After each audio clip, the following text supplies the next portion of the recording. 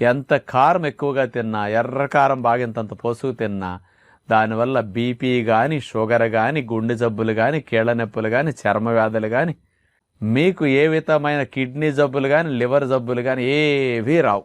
దీర్ఘ రోగాలు, మనం బాధపడే మందులు వేసుకునే మొండి రోగాలు ఏవి రావటానికి కారానికి సంబంధం అసలు లేదు.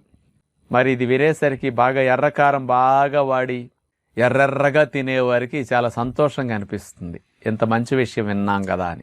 ఇది యథార్థము. అసలు కారానికి జబ్బులు కలిగించే గుణం అట్లాంటిది లేదండి.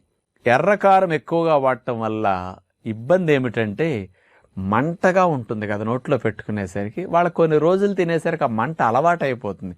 అది పక్కవారికి మండుతుంది కానీ వాళ్ళకేం మండదు. కాబట్టి ఈ సెల్స్ అలవాటు అయిపోతాయి. ఏదైనా ఎక్కువైతే తినేటప్పుడు కారానికి నోట్లో లాలాజలం వస్తుంది, కొంచెం కళ్ళమ్మట నీళ్లు, ముక్కమ్మట నీళ్లు కారం